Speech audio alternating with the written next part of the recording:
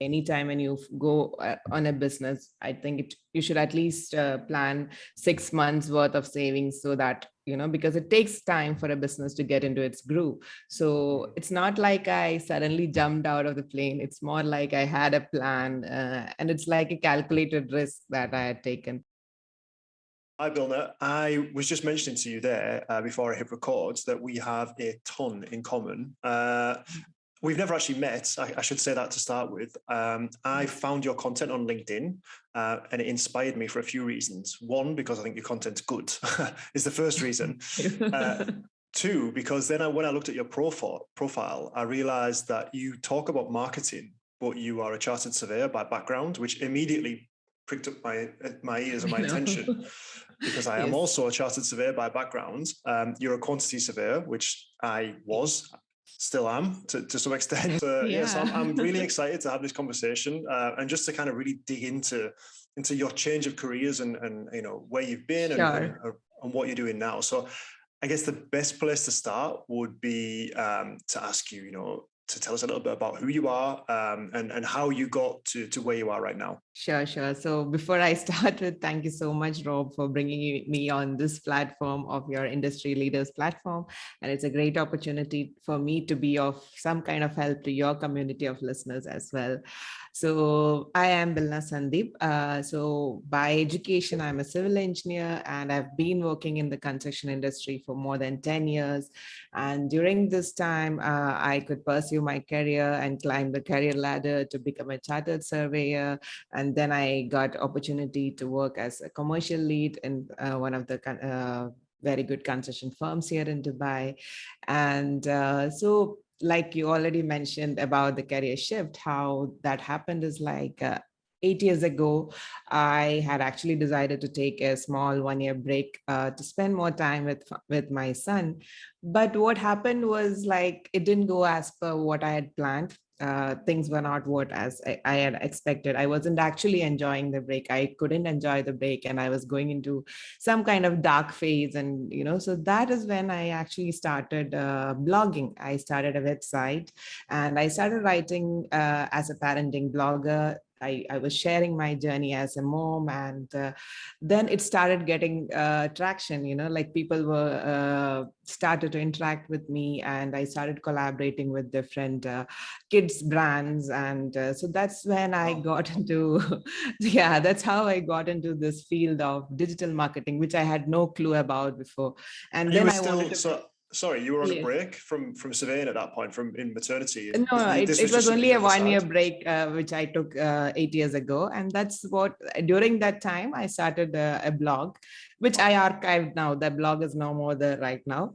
But in order to market my blog, I started researching about how to actually design your website. I did it all myself. Then I started learning SEO. Then I started learning a bit of social media marketing. At that time, Instagram, LinkedIn, and all were not really a thing. That was Facebook at that time. So I was like learning more about algorithm. How can I get reach? How could I reach more people?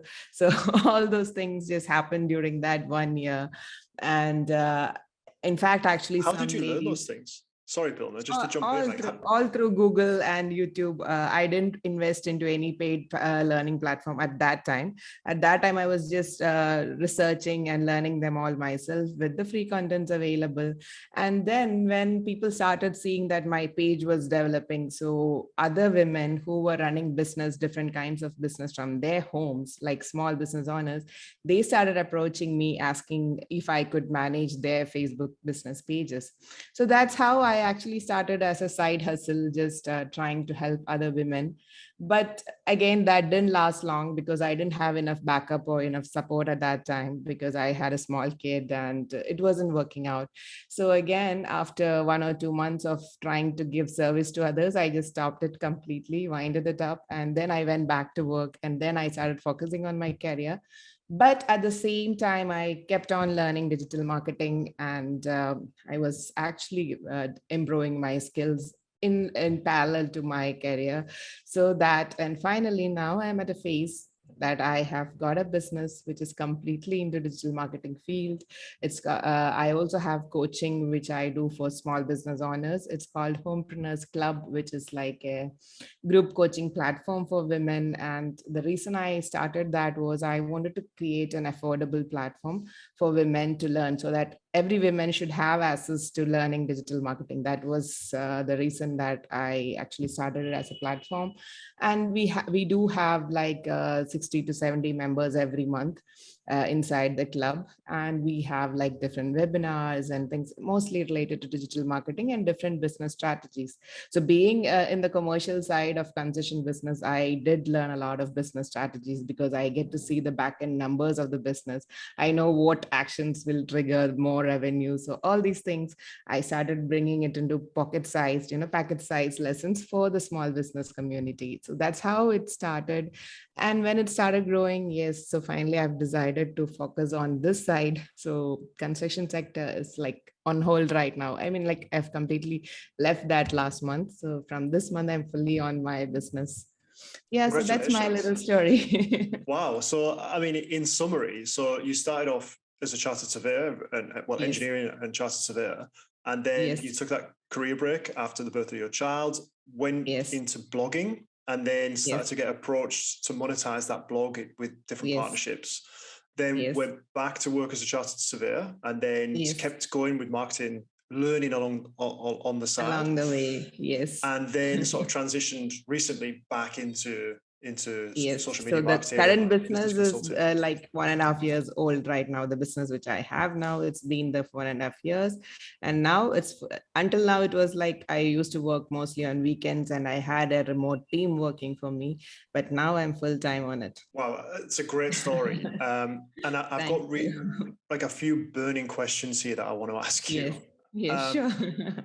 so I've worked in obviously I've worked in the construction industry. I've done your job. You know, I know Yes. what that Yes. entails, and I know the kind of characters that you work with. Some brilliant people, but Yes. there's often a laser focus on the project and on that industry. So Yes. when you told people that you were going to leave to go and work in social media marketing to help people with Facebook and Instagram and TikTok, what was the reaction of your coworkers? Actually, they knew about my Instagram profiles and all, but none of them had expected that I would completely take it up as my full-time job. So that was kind of shocking for a lot of them.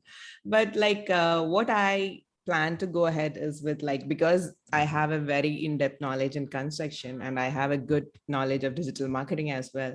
So I plan to start off a service for construction companies as well to manage their digital marketing, to manage their social media.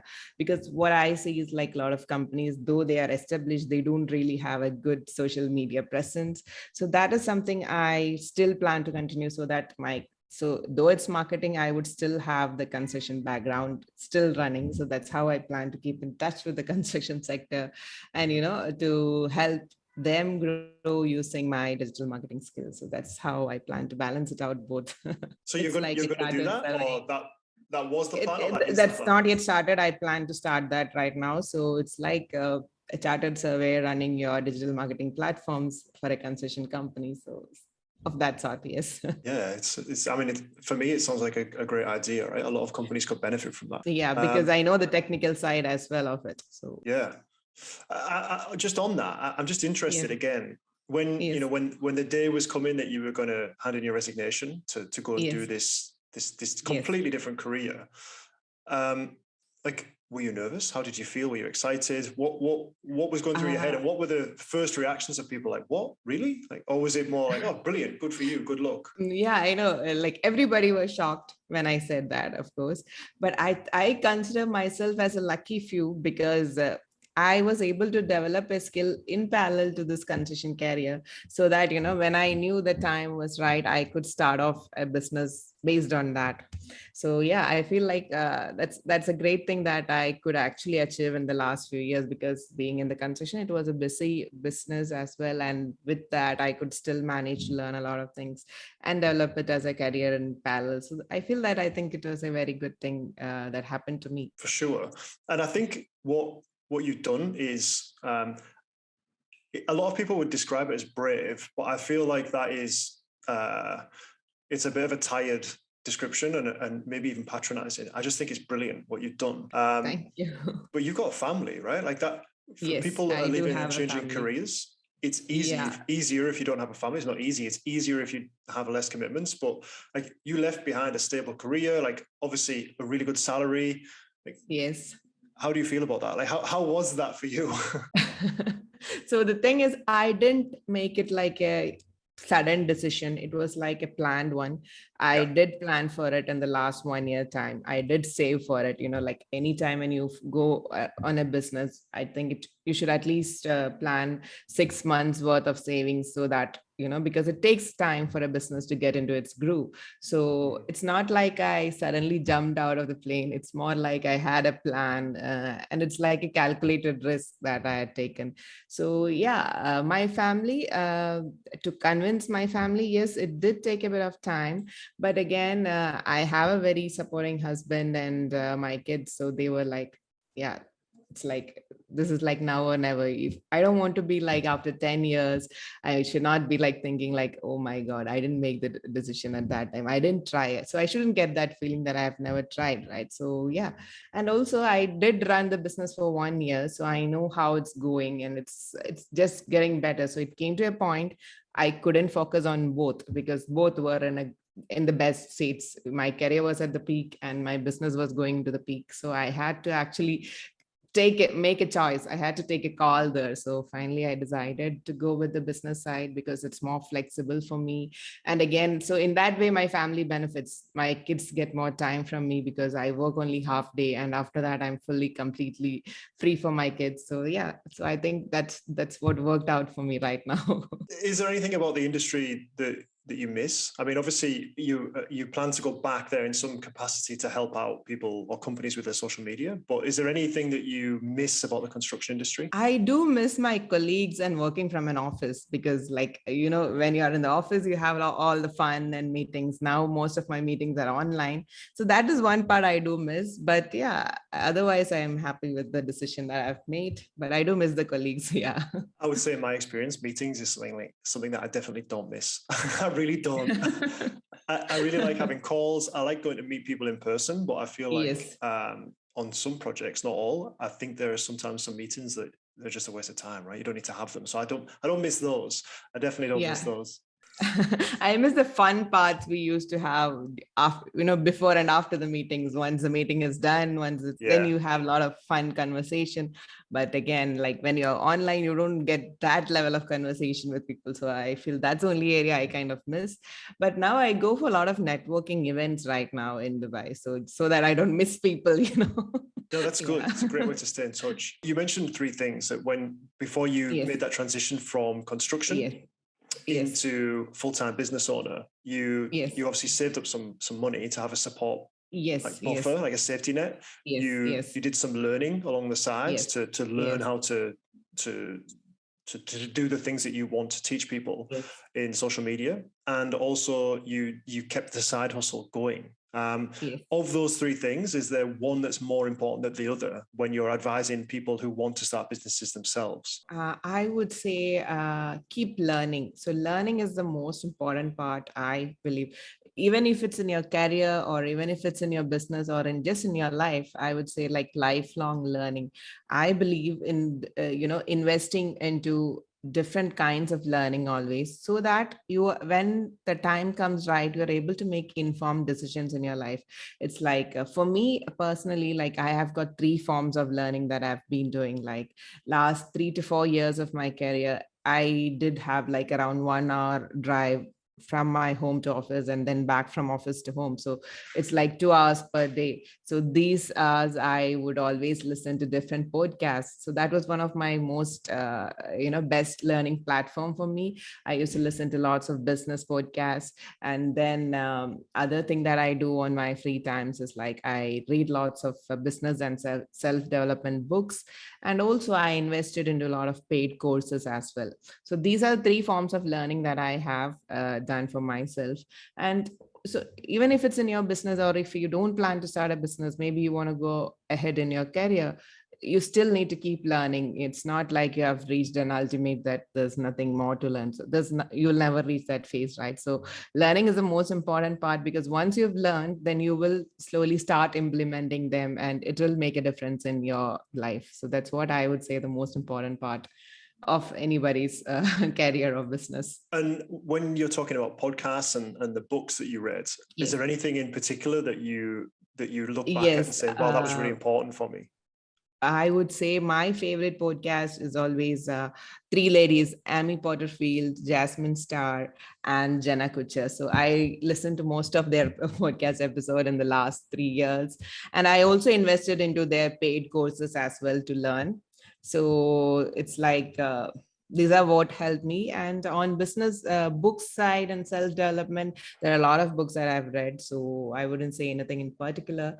But on the podcast side, these are three that I really love. And actually, it inspired me to start my own podcast. So I also have, like right now, weekly free podcast I do for my tribe of people. So yeah, so that's something that I really love. And the good thing is you get to learn on the go. You don't have to be sitting somewhere, when you're working out or when you go out for a walk or drive. So it's the most easiest form of learning, I think. Yeah, I totally agree. I want to talk about the running of the business itself. I mean, Yes. Now you're a business owner and Yes. you're going it alone essentially for now. Like, what's the biggest challenge that you face kind of day to day or week to week in building your business?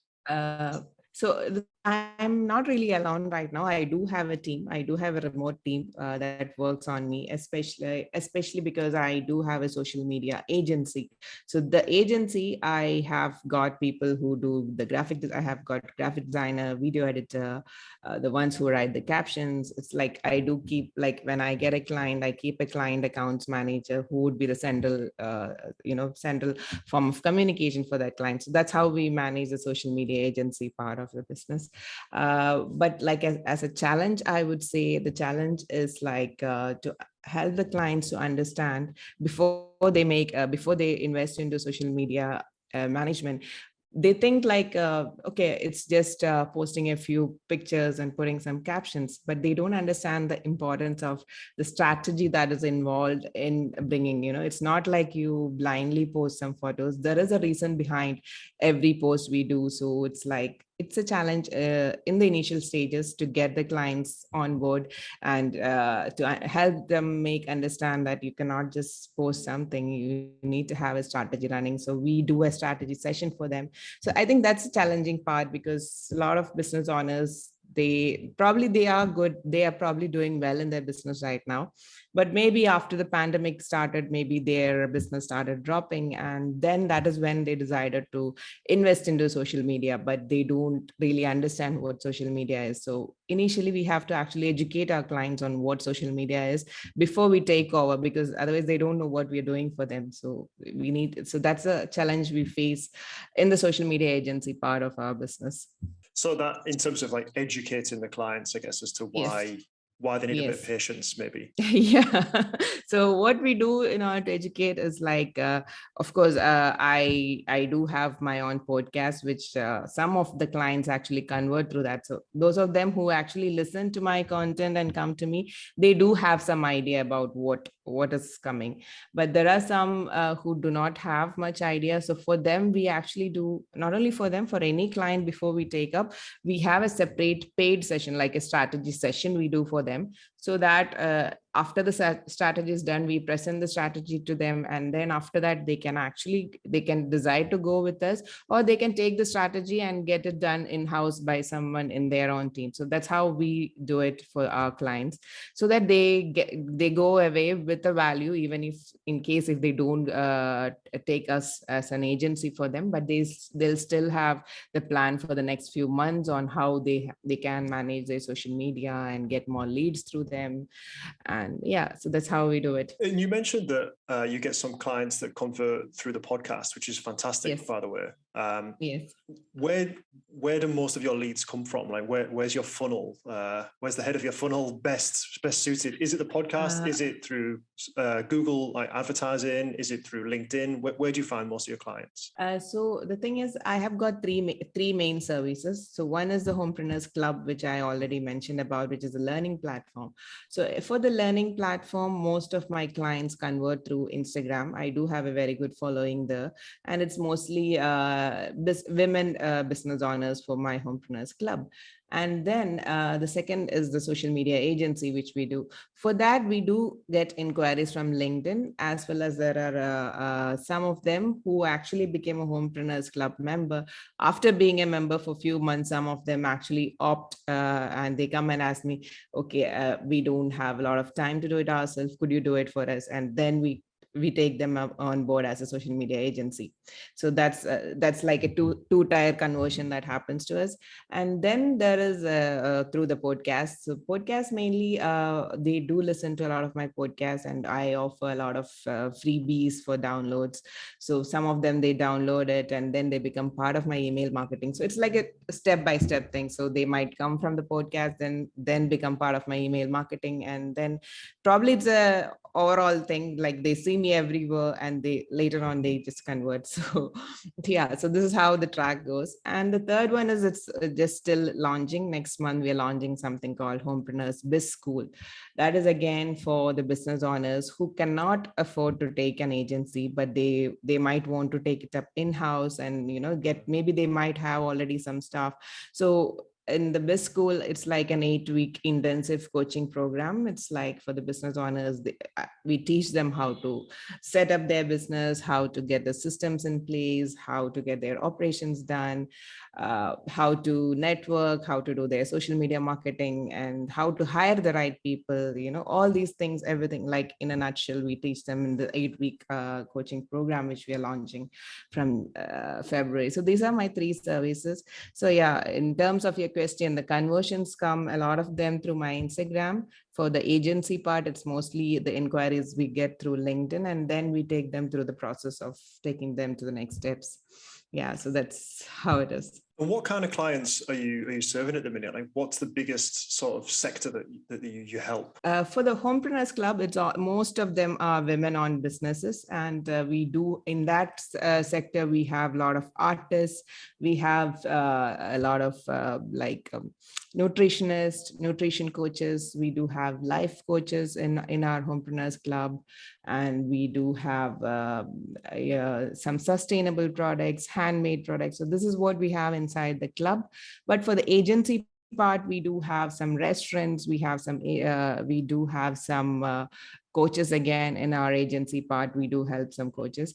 And like I said, I plan to extend the services to the concession sector as well, which is something we are looking forward to. We don't have a client as yet in the concession, but that's something we are looking forward to start with now. For sure, that's going to happen, for sure. Yes. Are your clients all in Dubai, or are they all around the Middle East? Or for the club, for the Homepreneurs Club being an online learning platform, I do have clients from India, Dubai. I do have some from the UK as well. I do have some from the Australia. So that's a base for the club. For the social media agency, I offer only for UAE clients, because we have to create content for them. So sometimes I might have to send a videographer, all these kind of things. So the content development works out only when the client is in UAE. So for the agency, we offer only in the UAE, but for the learning platforms, we offer worldwide. So one question I really want to ask you about all these businesses, because now what you've done when you become an entrepreneur and yes, you help people with their businesses, is you go from one business or one sector to being a relative expert in that sector. So in your case, it was construction. And then you go to helping people with their social media and helping them to build businesses. And all of a sudden, you see inside all these different businesses. It's like opening an encyclopedia when you were only reading one small book before. It's such an amazing thing. But one thing I want to ask you is, now you can see this encyclopedia of different businesses, and you see how they work.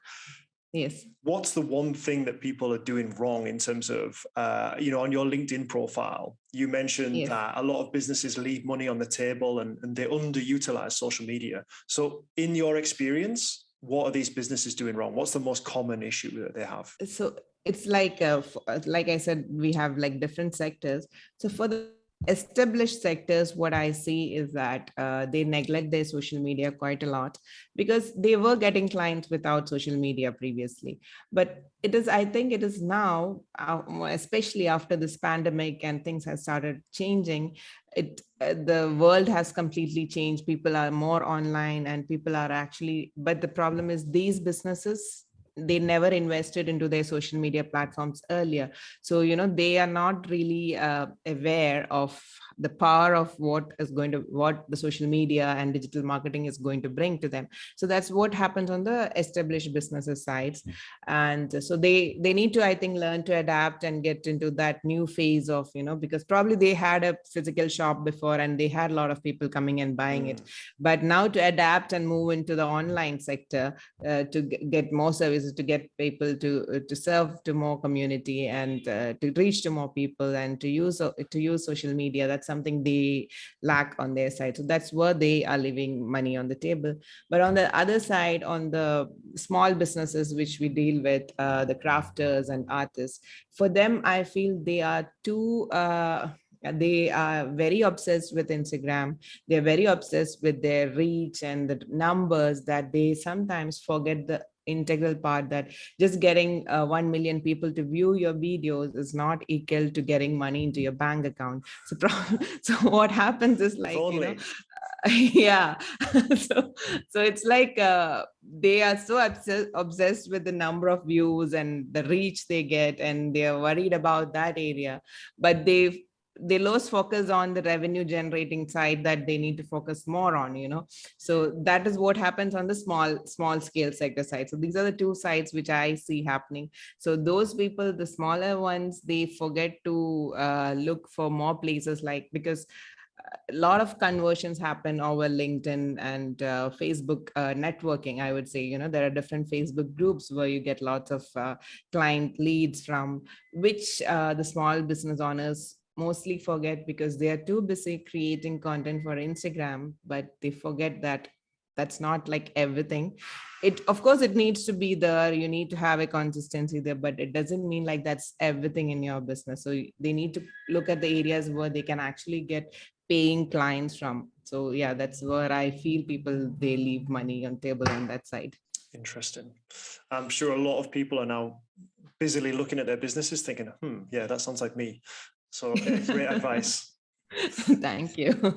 So, Bilna, in terms of 2022, like what Yes. does it hold for you and for your business this year? What are your big plans this year? The major thing that I'm looking forward to is the Biz School, which we're launching, Homepreneurs Biz School, which we're launching next month.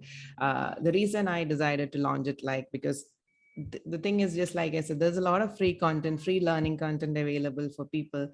But the thing is, there's a lot of noise as well. You don't understand which is the right one to take, and there's no step by step instruction. You won't find somewhere like, okay, this is the first thing you need to do before you start a business, this is a checklist, this is the tracker, you need to go in, in that direction, so that they don't have to go around searching for places, YouTube or podcasts or whatever. They don't have to keep researching. Instead, they get a well laid out step by step path. So that's the reason we decided to launch a biz school for those who are looking forward to start a business, or probably they might have already started a business, but they are stuck in revenue. They are not scaling up. They don't know if their business is yet in the position to scale, or can they scale up. So for them, we are launching this biz school in February, and then we plan to launch it 3 times every year. So 3 times per year, that's how we will be launching. We'll have a launch period, then we'll close the doors. Once that batch is finished, then we'll again launch. So that's the plan we have for this school. Fantastic. It sounds like it's going to be a very busy year for you. Yes, it is. And if people want to reach you, where can they follow you? Do you want to? This is a great time to drop all your social profiles. They can find me on LinkedIn or Instagram or Facebook. They just have to search for Bilna Sandeep, and they can also see my podcast on Apple Podcast or Spotify. Anywhere they can search for the Bilna Sandeep Show. So every week I share some business strategies and tips for people to implement in their business.